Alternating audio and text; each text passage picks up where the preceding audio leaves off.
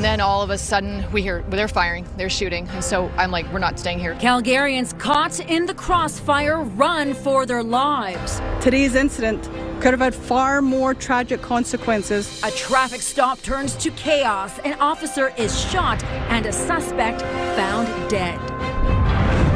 Strengthening Alberta's response for vulnerable missing children. Whether there is a change that needs to be made within the Amber Alert system or possibly implementing a brand new system altogether. The province launches consultations. And thousands of evacuees from the heart of BC's wine country left reeling. It's like a freight train coming at you, the heat, everything. It's unexplainable. After a deadly, out-of-control wildfire decimates everything in its path. CTV Calgary, local breaking news with Camilla DiGiuseppe. Good evening. A Calgary police officer is recovering tonight after being shot during a traffic stop in the city's southwest. Police say the gunman fled into Edworthy Park, firing at officers and civilians before he was later found dead in the Bow River. Kevin Green reports. The sound of gunfire echoed through Edworthy Park Monday as police on the ground and in the air hunted for an armed man. Karen Fries Hernsurik was walking her dog when she saw the Hawks helicopter overhead. Then she saw police. And two guys screamed at me, run. And I'm going, wait, what? Run. And so I sprinted behind them and somebody shot. I don't think it was them. It was somebody else. Hernsurik ran behind cars, then trees, eventually letting her dog loose as she tried to find safety. As soon as someone's shooting down at us, I'm trying to get to the bottom. So I'm going behind tree, behind tree, behind tree. She says she could hear gunshots as she ran. We're sitting there, we're like, okay, what do we do? And then all of a sudden we hear they're firing, they're shooting. And so I'm like, we're not staying here. So we started to go up the hill, up the grassy hill. I let her off so she could get up there. And then someone shot down at us. It all started just before noon in Spruce Cliff. Police say officers were conducting a traffic stop when someone inside the vehicle opened fire. An officer was hit. And he was also shooting at our Hawk helicopter.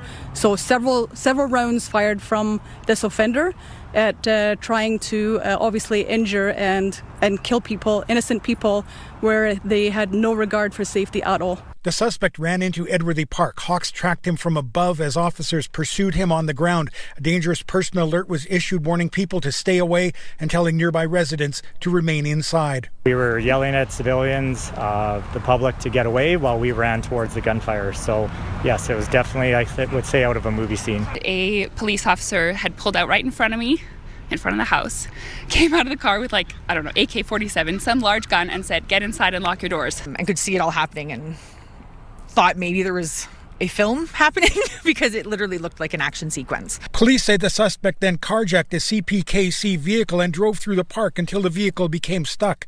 He was later found dead in the Bow River.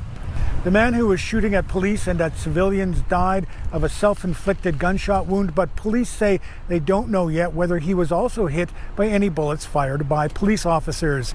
The investigation is now in the hands of the police watchdog, ACERT. Kevin Green, CTV News, Calgary. The preliminary hearing for a Calgary police officer charged with 2 counts of second-degree murder after a 2023 low-speed pursuit is now underway. 13-year member constable Craig Stothard was in court today to hear if there's evidence for the case to go to trial. In May of that year, he was part of a CPS effort to stop a cute van being driven erratically in northeast Calgary. Officers say the van was able to evade blockades and move towards police. An ACERT investigation found Stothard eventually shot his gun, killing 2 people inside, and recommended he be charged. 39-year-old Levon Fox and 46-year-old Wesley Davidson both died. Their families say they'll be present for all of the preliminary hearing. We need to be here every day to see why it led to that. You know, there's so many non-lethal ways to de-escalate. There can't be any special priority treatment given to the accused simply because he was in the line of duty as a police officer. Stothard is not in custody and his lawyer maintains his innocence. Growing calls to protect vulnerable children has prompted the Alberta government to move ahead with consultations to find ways to strengthen and improve Alberta's emergency alert system. This is a response to the heartbreaking circumstances surrounding Parker Wells. Despite not fitting the criteria for an Amber Alert, an exemption was made 2 days after Parker, who was autistic and nonverbal, wandered away from his care provider in the Northwest last month. Despite an unprecedented 2-week citywide search, he was found deceased inside an underground network of pipes and tunnels. Disability advocates started pushing for an alert system for vulnerable kids, including Jennifer Ball, a mother of a nonverbal autistic boy who started an online petition for an Indigo Alert. Today, the province announced it is inviting law enforcement, disability advocates, and other community partners to review the current Amber Alert system, its criteria, and whether to expand it or create a new system altogether. Alberta's Minister of Public Safety and Emergency Services wants to see changes implemented soon. This is not necessarily something that's going to require a legislative change. And of course, if it does, then obviously we will make that change going into the fall. This is something that I hope that is something that we can deal with really, really quickly. I think we've made a lot of headway in that short amount of time to get, federal support, municipal support, provincial support, and everybody understanding. Again, we're all on the same page here. There has to be a change. Along with the alert system consultations, several reviews are also being conducted, including looking at the agency that was responsible for Parker's care at the time of his disappearance, along with Calgary's 911 dispatch system and an operational and administrative review of the Calgary police response. A pedestrian was struck by a C train in the Northwest this afternoon. It happened at the University Station on Crowchild Trail just after 1 p.m. Tonight, there is still no word on the extent of injuries. And a cyclist is in hospital after a collision with a transit bus this morning. It happened just before 11 a.m. on 114 Avenue and 56th Street Southeast. Police say the cyclist suffered non-life-threatening injuries. Earlier this evening, city crews have restored water service in a section of Bowness that left nearly 24 businesses without any running water. The break happened over the weekend along Bowness Road Northwest. It's the latest in a series of water-related disruptions in Bowness and surrounding communities. One restaurant says it lost $9,000 this weekend, while another had basement flooding causing significant damage. The area city council says the city must prioritize long-term fixes to water systems, saying the Band-Aid solutions of just fixing up one part of an old pipe at a time is not sustainable.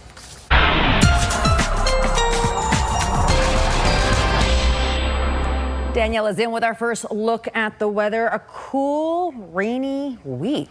Yeah, we need the moisture. But yeah, I mean, it's no beach weather for the next few days, that's for sure. Daytime highs will be just in the teens. In fact, by Thursday, our high will only be 13 degrees. And this comes with heavy rain at times. So for tomorrow, kicking off the day with some cloud cover. And then by this upper hours, we get into the risk of thunderstorms once again. Tomorrow night is when that more consistent, widespread, longer-term rainfall starts. So 10 millimeters of rain is certainly possible tomorrow night, and then that will carry through on and off the next few days. Tomorrow's high, just 18 degrees. Thank you very much, Danielle. RCMP and BC have launched an investigation into the cause of the Bald Range wildfire that devoured parts of BC's wine country and continues to rage. Mounties say they treat every fire as suspicious until proven otherwise. In this particular case, there's still an active fire, so it's very difficult to even get into where the fire started. If you have photos, videos, witness evidence, please contact the Penticton RCMP. This wildfire forced thousands of evacuations. Many people lost their homes, livestock, and pets. The fire exploded near Summerland Friday night, and there is no clear indication when residents will be able to return home. Kevin Chirac has more.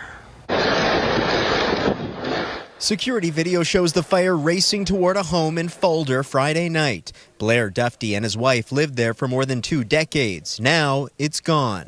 Moments where I'm okay, and next moment, you're not okay.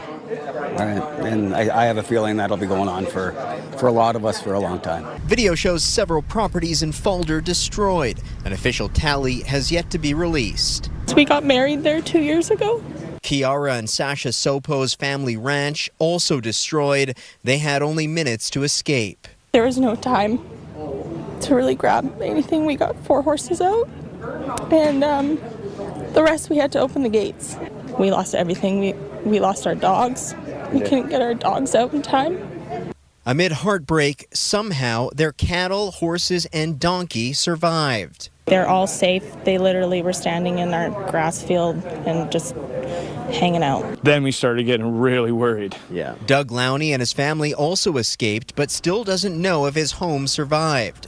So you're just in a holding pattern until what do we do next? And just approach it as this is another adventure. Pictures of Grandma. Trying to be positive amid a fog of uncertainty. However it turns out, I think it'll make the community stronger in the end. Everybody will know somebody who has lost a home, because we're such a tight-knit community and everybody knows everybody else, and it's going to be really challenging, but we can do it.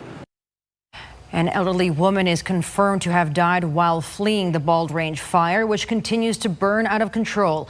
Officials say it will be at least a week before evacuees can return to survey their properties. Well, just ahead, a local family has a message about water safety. The circumstances that led to their 9-year-old son being in a medically induced coma.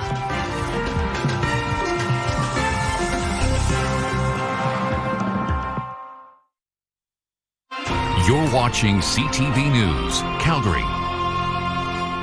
Drowning deaths in both Alberta and British Columbia are up compared to this time last year. But for every fatal drowning we hear about, there are many more serious incidents where people survive. A Calgary family is spreading awareness about water safety as their son fights to recover from a near drowning during a family vacation in British Columbia.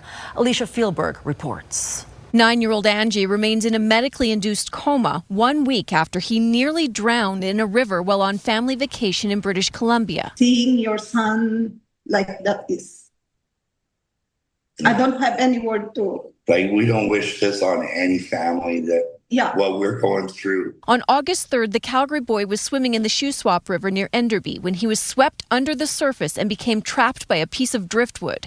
According to RCMP, he was underwater between 5 and 10 minutes before he was rescued. What we went through on that beach that day, it's hard to just even describe. Angie's family says he often swims in Calgary's rivers and was in only waist-deep water in BC, but his mother was calling him back when she saw him get swept under. Blink of the eyes, just drown like very quick. She called for help and people immediately gathered using swimming goggles and a kayak to pinpoint his location, pull him out and perform life-saving measures. The family is grateful for that group of strangers, which just happened to include a doctor and 2 nurses who had a portable defibrillator. I'm so thankful to all of them. It's so amazing what they did to my son. Drowning deaths in British Columbia and Alberta are up significantly compared to this time last year. Experts say less than 1% of drowning deaths happen in swimming pools. We see the majority of drownings occurring in outdoor unsupervised environments, so that's lakes, ponds, rivers. They have currents that can overtake even the strongest of swimmers. She adds for every death, there are usually about 5 or 6 cases of near drownings. Angie remains in hospital but shows promising signs. When he wake up, they ask a question. If he can squeeze my hand, he squeezed my hand. Do you need a hug? I said. So he did like this. He want to speak, but the truth. His family is hopeful about his recovery and that sharing their story may help protect others. Even though our son knows how to swim okay, we took that for granted. It's a big lesson for everybody. Alicia Fieldberg, CTV News, Calgary. Angie's family says doctors are waiting for his lungs to improve before they remove intubation tubes and perform an MRI. His family is staying with him in Vancouver while he is at the British Columbia Children's Hospital, but when he improves, they may decide to airlift him back home. A friend has started a GoFundMe page for them. We have details on our website. Calgarians stopped to remember and honor Canadian peacekeepers who died while serving this country, as well as soldiers who served in Afghanistan. The service took place Sunday at Peacekeepers Park, where veterans, families of the fallen, and community leaders gathered. Veterans say this day is about honoring those who died, whether that happened in combat or in training. 17 September 1976, I was a brand new platoon commander in Wainwright, my first night. A soldier in my platoon was killed in a vehicle accident. This year is the 50th anniversary of his death. It's a death that I've never forgotten. John Brzezinski, those are just a simple example of why we remember all those who made the ultimate sacrifice while serving with the Canadian Armed Forces. Hale adds the day is also about recognizing surviving veterans who may be struggling with mental or physical challenges and working to find ways to better support them. Well, Danielle's up next with her Skywatch forecast, and it's really going to cool off this week. Temperatures hovering in the teens. Those details next.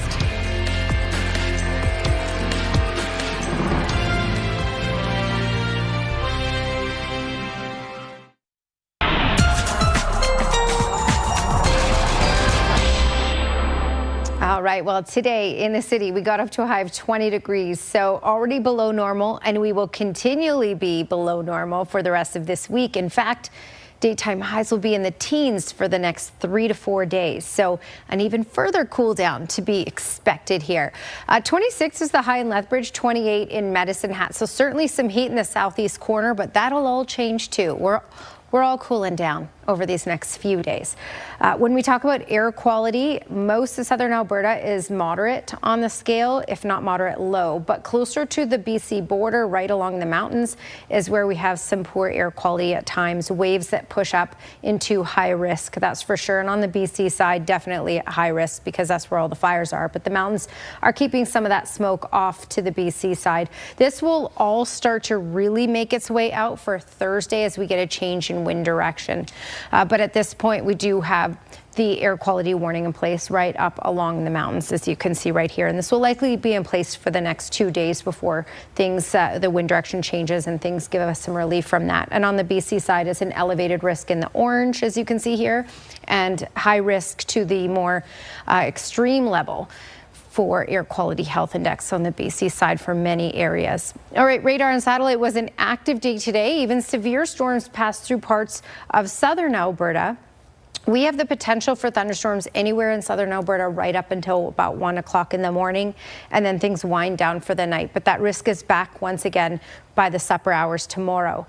The jet stream is right over us and will remain over us. The jet stream is the storm track, and this is going to track in, yes, a couple low pressure systems. That's going to give us a lot of rainfall, and this is why the cooler air not just moved its way in, but will settle in for the next few days. When we look at the future cast, tomorrow morning you're just looking at some cloud cover to kick off the day, and then especially by the supper hours, that's when we get into the risk of thunderstorms all along the QE2, off to the west, down Highway 2, Calgary included in this. Some of these may even be severe, but we are looking at then switching over to more widespread consistent rainfall tomorrow night that will last in through Wednesday and Thursday.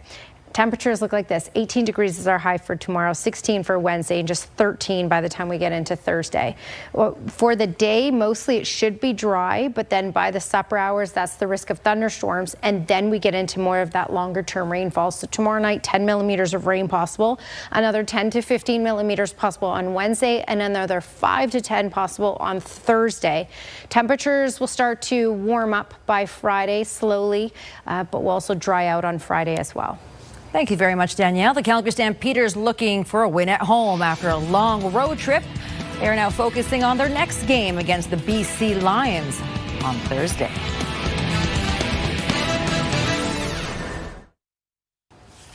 The Calgary Stampeders are mourning the loss of former running back Rick Galbos. He played for the Stamps from 1973 to 1977. Originally from Ohio, Galbos stayed in Calgary after he retired and worked in the construction industry. He was a member of the Calgary Stampeder Alumni Association and once an assistant coach for the UFC Dinos.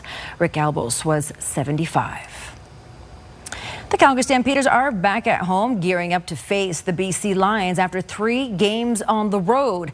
As Glenn Campbell reports, Ben LaBrosse would love to add to his interception total, but more importantly, he wants a win. The Calgary Stampeders select Benjamin Labrosse.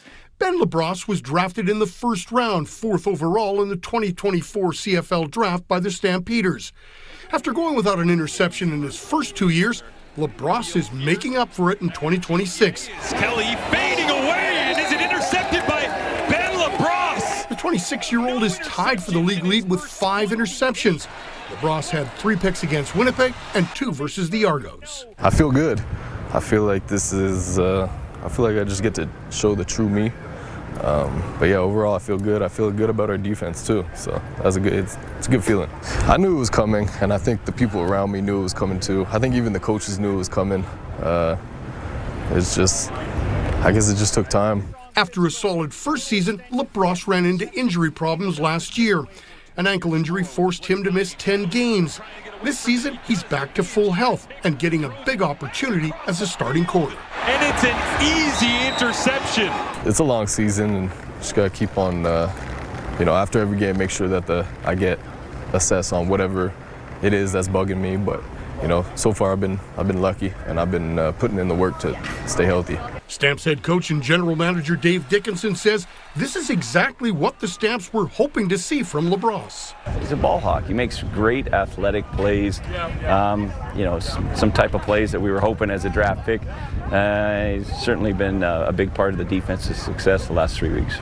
And Labrosse thinks he has even more to give. It's just going to come with time to, I'll be able to recognize routes faster. And, I just play without thinking, just, be quick out there. And that'll just come with time, with wisdom. As a defensive back, there's no better feeling than getting an interception. This one against the Argos really got his teammates fired up. It feels good. They love it. They were all loving on me after that interception, so it definitely feels good. Glenn Campbell, CTV Sports, Calgary. And kickoff for Thursday night's game is a little after 7 at McMahon Stadium. Into the first turn, and yes, no surprises. 2026 World Supercross Championship opened its season in Calgary, and this was the scene at McMahon Stadium Saturday night. Building the track involved laying down lawn fabric and plywood before trucking in all the dirt. It took between 24 to 48 hours to complete. The racers were excited to try it out during this leg of the championship. A race that we know to be really sticky and a lot of clay is in St. Louis, Missouri. And that's like the polar opposite of this. This, you just have a lot of, your wheels spinning a lot. You're not really making a lot of traction. The track's very loose. Some of the best topsoil you'll find, but for dirt bikes, it gets torn up pretty quick. They've been able to work on it, make it better and better, so I think it'll be good racing. It's estimated the event pumped about $9 million into the city's economy. Plans are in the works to bring another Supercross event to our city. Looks like fun. All right, that's it for us here at CTV News at 11:30. Thank you for watching. We'll see you soon. Have a great night.